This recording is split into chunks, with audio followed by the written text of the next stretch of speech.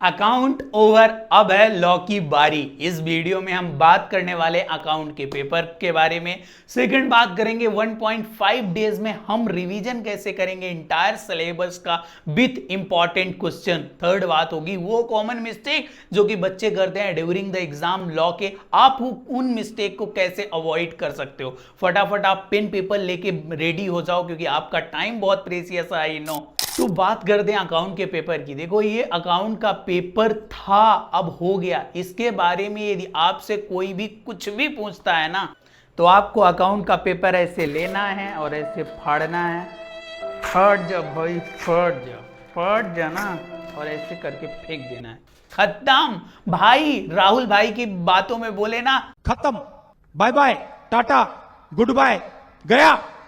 हो गया ये अकाउंट का पेपर, अब नहीं रहा। देखो इस पे बात करने से कोई भी मतलब नहीं। यदि आपका एक क्वेश्चन हुआ है या फिर आपके हुए हैं सारे क्वेश्चन, कोई भी मतलब नहीं। अब हमें फुल कंसंट्रेट करना है लॉ के पेपर के बारे में। तो अब बात कर लेते हैं आखिर हमें लॉ जो है वो 1.5 डेज में कैसे कवर करनी है। देखो अप्रॉक्स आपके पास 20 to 22 आवर्स मिलेंगे आपके लॉ के एग्जाम से पहले। लाइक अभी आप एग्जाम देके आए हो, मैं मान रहा हूं कि 7 बजे तक तो हर एक बच्चा जो है एग्जाम देके आ चुका होगा घर से। सो आपको ये टाइम वेस्ट नहीं करना ये सोच के कि पेपर कैसा गया है, एंजाइटी प्रेशर बिल्कुल नहीं। आपके साथ क्रिस्टल क्लियर आपका प्लान जो है रेडी होना चाहिए। मैं बता रहा हूं आपको यहां पे करना है company account, LLP plus Indian regulatory framework. ये 3 चैप्टर हैं। हार्डली आपको लगेगा 2 से 2.5 घंटा कंपनी अकाउंट को कंप्लीट करते हुए। 1 घंटे लग जाएंगे LLP में, और मैं मान रहा हूं 30 से 40 मिनट लगने वाले हैं आपको IRF, इंडियन रेगुलेटरी फ्रेमवर्क में। इस तरीके से ये होते हैं 3.5-4 घंटे, और जो कि आपको 7 से 10 कम से कम 11 बजे तक करना है। इसके बाद आराम से नींद लेना है। बिल्कुल इस टाइम में नींद को कॉम्प्रोमाइज मत करना। आप सुबह जगोगे 6 से 7 बजे के बीच में,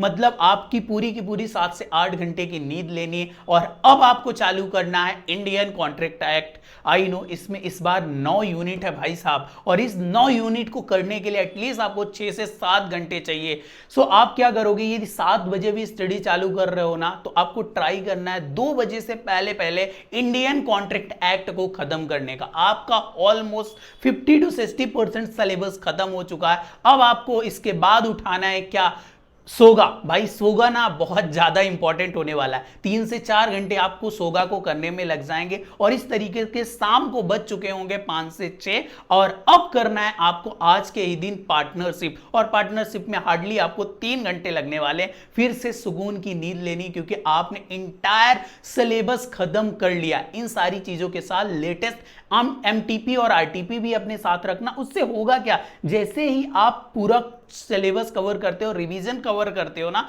तो उनसे क्वेश्चन देख लेना, आपको एक कॉन्फिडेंस आएगा। ऑल्दो कोई MTP RTP में नए क्वेश्चन नहीं है, बट फिर भी आपको ये सारी चीजें करनी है। अब जब भी आप मॉर्निंग में सुबह जग रहे हो ना, मैं मान रहा हूं 6-7 बजे जग जाओगे, तो आपके पास एक बचा हुआ एक्ट है, वो है नेगोशिएबल इंस्ट्रूमेंट। इसको अच्छे से कर लेना है, और इसी टाइम पे वो सारे क्वेश्चन करके जाने हैं जो कि आपने इंपॉर्टेंट कर रखे थे। अब बस इनको जो है एक्टिव रिकॉल करना है। बस देखना है कि इसमें क्या कीवर्ड है और हमें वो सारी चीजें कैसे लिख के आनी है। आप लिख के करने में क्वेश्चन मत जाना, बस उनको एक बार रिकॉल करते जाना ऊपर ऊपर से, आपका काम आराम से बन जाए। ये तो बात हुई हमें स्टडी करने की, बट अब कुछ पॉइंट है ऐसे, मैं पूरे 10 पॉइंट बताने वाला हूं जो कि आपको ध्यान रखना है आपके ड्यूरिंग द एग्जाम। ये गलती बिल्कुल भी नहीं करना है।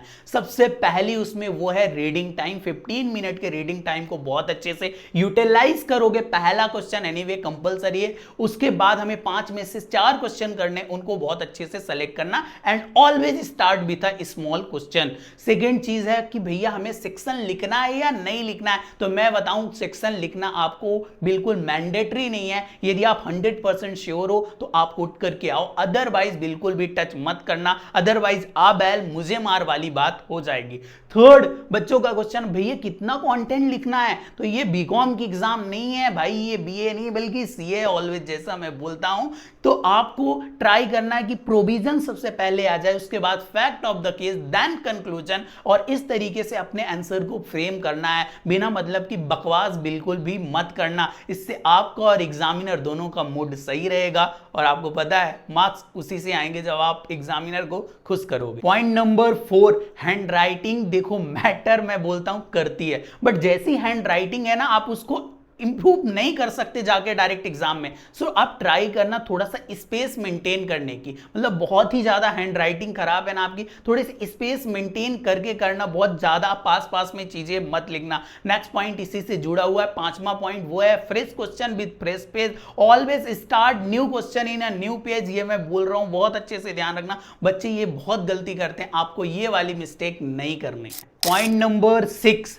जो डिफरेंस वाले क्वेश्चन आते हैं ना, उसमें ऑलवेज बेसिस ऑफ डिफरेंस लिख के आना। आईसीआई ऑलवेज उसको टेबुलर फॉर्म में प्रेजेंट करती है, आपको भी सेम एग्जैक्ट टेबुलर फॉर्म में बेसिस ऑफ डिफरेंस के साथ करना है। पॉइंट नंबर 7, आप आंसर नंबर ना लाइक जैसे 1 का बी, इसको टॉप में मिड में लिख के आना फ्रेश पेज में, ताकि एग्जामिनर को दिखे कि ये किस क्वेश्चन का कौन सा नंबर है। उसमें क्वेश्चन भी मेंशन करना, जैसे लाइक क्वेश्चन 2C, ऐसा मेंशन आप करके आओगे। Point number 8, attempt 100% paper. बेटा आप यदि 100% पेपर अटेम्प्ट कर रहे हो ना, तभी आप स्कोर कर सकते हो 60-70। सो ट्राई करना शुरू से ही स्पीड मेंटेन करके रखने की। पॉइंट नंबर 9, यदि आप किसी क्वेश्चन में लाइक फंस जाते हो ना कि आपसे नहीं आ रहा है प्रोविजन, या फिर गलत कर दिया, तो आप उसको ना दोबारा रेक्टिफाई करने के लिए ना ओवर राइटिंग बिल्कुल भी मत करना, पूरा क्वेश्चन कट करना, और यदि टाइम परमिट करता है तो उसको नए सिरे से लिख देना।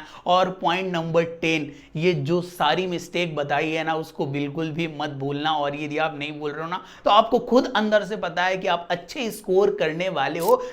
आई होप मैंने वो सारी रिलेवेंट इंफॉर्मेशन इस वीडियो के थ्रू आप तक पहुंचाई है, जो कि लॉ के एग्जाम के लिए नीडेड है। आपको कोई भी वीडियो देखने की जरूरत नहीं, अब बस जाओ और प्लान को एग्जीक्यूट करो। वीडियो अच्छी लगी तो लाइक जरूर कर देना, और मेरे बहुत सारे भाई हैं जो चैनल को देखते हैं, वीडियो को लाइक करते हैं, कमेंट भी करते हैं, बट सब्सक्राइब करना भूल जाते हैं, तो सब्सक्राइब करके जरूर रखना, क्योंकि मैं आपके लिए ऐसी ही वीडियो मैथ की एग्जाम के लिए लेके आऊंगा, इको के लिए लेके आऊंगा। सो यदि आप नोटिफिकेशन ऑन करते हो तो आप तक वीडियो जरूर पहुंचेगी।